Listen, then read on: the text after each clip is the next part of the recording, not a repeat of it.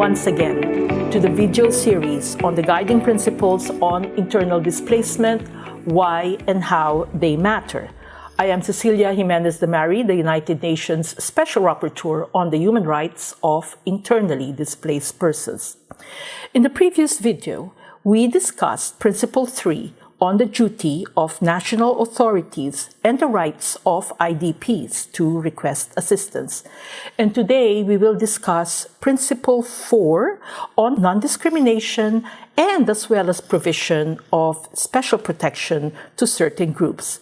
I suggest you have a copy of the guiding principles with you at hand.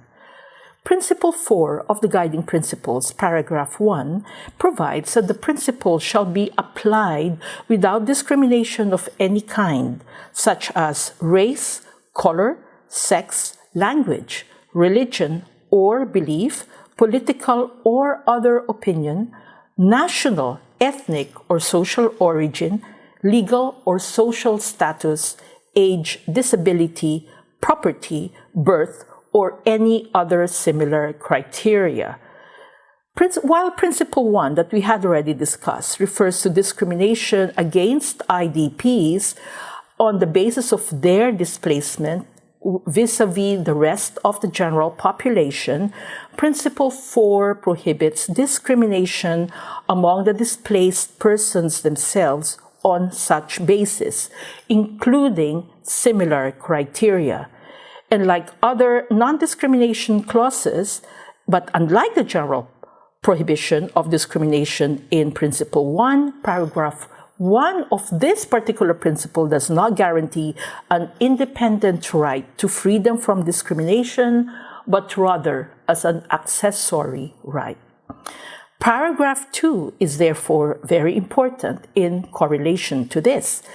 It says, certain internally displaced persons, such as children, especially unaccompanied minors, expectant mothers, mothers with young children, female heads of household, persons with disabilities, and elderly persons shall be entitled to protection and assistance required by their conditions and to treatment that takes into account their special needs.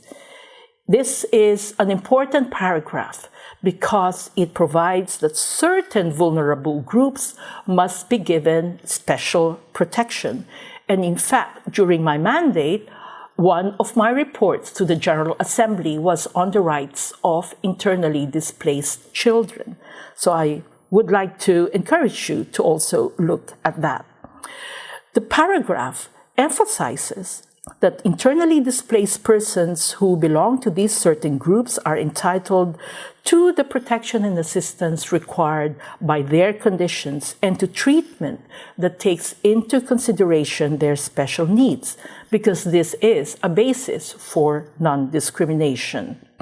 Moreover, you will see that throughout the guiding principles, there will be specific paragraphs on children, for example, or indigenous peoples and pastoralists that elaborate on protection needs of these particular people. And this approach is actually mirrored by specific human rights treaties on groups. For example, the United Nations Convention on the Rights of the Child, the Convention on the Elimination of Discrimination Against Women, the Convention on Persons with Disabilities, and others. So this is an important concept of special protection for certain people. And then in 2020, my report to the Human Rights Council was on the rights of persons with disabilities. Indigenous peoples need to also maintain a special mention. And this is because there is the United Nations Declaration on the Rights of Indigenous Peoples, where ancestral domain rights of such people are actually recognized by the international community. We will talk more about these special groups along the way. Thanks for tuning in, and in the next video, we will continue with Principle 5, and so see you then.